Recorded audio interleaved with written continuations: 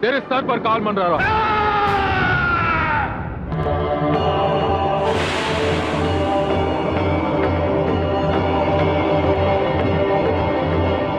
ईश्वर की सच्ची भक्ति से क्रिएट होता है भक्त का पावरफुल ऑरा, और ऐसे पावरफुल ऑरा को भेजना कभी कभी भगवान को भी मुश्किल पड़ता है। जैसा कि आपने पिछली क्लिप में देखा, भोलेनाथ एक राक्षस का वध करने ही जा रहे थे, लेकिन अचानक से उन्हें उस राक्षस में माता काली की परछाई यानी माता काली का ऑरा दिखाई पड़ा, क्योंकि वो राक्षस माता काली यानी माता शक्ति का एक भक्त हुआ करता था। और जब भी कोई राक्षस या इंसान किसी दिव्य शक्ति की भक्ति करता है तो उसका ऑरा बिल्ड होना तो तय होता है। जिसे पता न हो कि ऑरा क्या होता है, तो देसी भाषा में ऑरा को आभा मंडल कहा जाता है। जब भी आप किसी भगवान की फोटो या वीडियो देखते हैं तो उनके पीछे एक लाइट चमकती है, एक प्रकाश चमकता है, तो वो उस दिव्य शक्ति का ऑरा होता है। और जब भी कोई इंसान या राक्षस किसी दिव्य शक्ति की सच्चे मन से भक्ति करता है तो वो दिव्य शक्ति अपने ऑरा में से एक छोटा सा अंश उस अपने भक्त को देती है। लेकिन ईश्वर द्वारा अपने भक्त को दिया गया ऑरा का अंश या कोई वरदान उस वक्त खंडित हो जाता है जब उस भक्त को अभिमान हो जाता है, घमंड हो जाता है, वो खुद को ईश्वर से ज्यादा शक्तिशाली समझने लगता है और ईश्वर द्वारा दिया गया अपने ऑरा का अंश या वरदान वो ईश्वर की नीतियों के ही खिलाफ इस्तेमाल करने लगता है, जैसा कि इस राक्षस ने किया, जिसका क्लिप आपको इसी वीडियो के बीच में कहीं पर दिखाई पड़ेगा कि कैसे भोलेनाथ ने इस राक्षस का वध किया और कैसे इसका ऑरा भगवान ने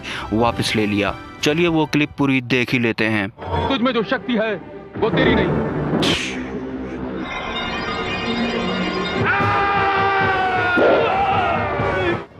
ऑरा खत्म, आदमी खत्म। विजय वो है जो आत्म विजयी है। तो आपने देखा कि कैसे भोलेनाथ ने एक राक्षस का वध किया, जो राक्षस भगवान शिव के स्टाप से ही शक्ति लेकर वरदान लेकर शिवलोक पर ही कब्जा करने चला था, खुद को ईश्वर से ज्यादा ताकतवर समझने लगा था। वैसे 99.9% राक्षस, चाहे वो द्वापर युग के हों चाहे वो त्रेता युग के हों, भगवान से वरदान लेने के बाद उनका दिमाग खराब हो ही जाता है और वो अपने ही भगवान को मारने चलते हैं। वरदान के घमंड में वो राक्षस ये भी भूल गया कि माता काली भगवान शिव के ही स्टाप से हैं, भगवान शिव का ही दूसरा रूप है। अब बात करते हैं मृत्युलोक की यानी कि कलयुग की। यहाँ भी कई सारे इंसान ईश्वर की भक्ति करते हैं और अपना ऑरा बिल्ड करते हैं, सिद्धि प्राप्त करते हैं, दिव्य दृष्टि प्राप्त करते हैं। लेकिन मैं ये चीज क्लियर करना चाहता हूँ कि सिद्धि प्राप्त करने के बाद या ईश्वर की किसी भी रूप में कृपा प्राप्त करने के बाद अगर उस भक्त या साधक को अभिमान हो जाता है, घमंड हो जाता है, तो ईश्वर द्वारा उसकी सिद्धि या कृपा वापस ले ली जाती है। दोस्तों ये कोई छोटी बात नहीं है। पहली बात, ईश्वर की भक्ति हर किसी के नसीब में नहीं होती और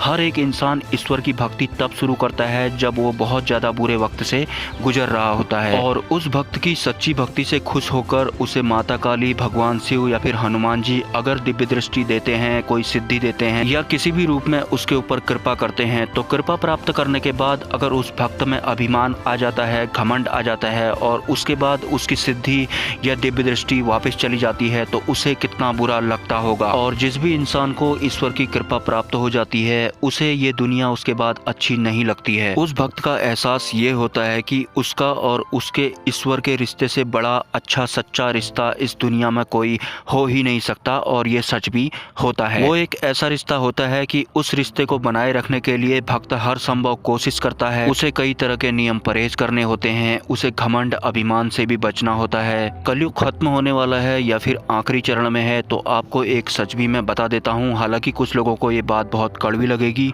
लोग कहते हैं कि बच्चे भगवान का रूप होते हैं। मैं उन लोगों से कहना चाहूंगा, बच्चे भगवान का रूप होते थे लेकिन द्वापर और त्रेता युग में। कलयुग का इंसान भोग विलास में लिप्त रहता है और उसकी आत्मा हमेशा अतृप्त ही रहती है, और यही अतृप्त यानी राक्षसी आत्माएं बार बार बच्चों के रूप में हमारे सामने आती रहती हैं। अगर रावण आज जिंदा होता और हम उसका एक परफेक्ट मेकअप करते तो वो रावण इन बच्चों से ज्यादा खूबसूरत दिखाई पड़ता। भगवान का रूप कहे जाने वाले कलयुग के इन राक्षसी बच्चों के आचरण पे अगर आप गौर करेंगे तो जब चाहे ये सूसू कर दे, जब चाहे पॉटी कर दे, जब चाहे चिल्ला दे, जब चाहे किसी भी वस्तु को उठा के फेंक देते हैं। और ठीक इनके ही जैसा आचरण उन बुरी प्रेत आत्माओं का होता है जिनको चौकी लगाने वाले या दरबार लगाने वाले दूसरे इंसानों के शरीर से निकाल फेंकते हैं। और ये कलयुग है, सबसे बुरा युग। इस युग में रह रहे इंसानों को इन बुराइयों के बीच अपने ऑरा को बनाए रखना है, तभी उसे मुक्ति मिलेगी, वरना वो बार बार इन अतृप्त आत्माओं यानी कि राक्षसी बच्चों के रूप में झेलने के लिए बार बार इस युग में आता रहेगा, और ऐसा ही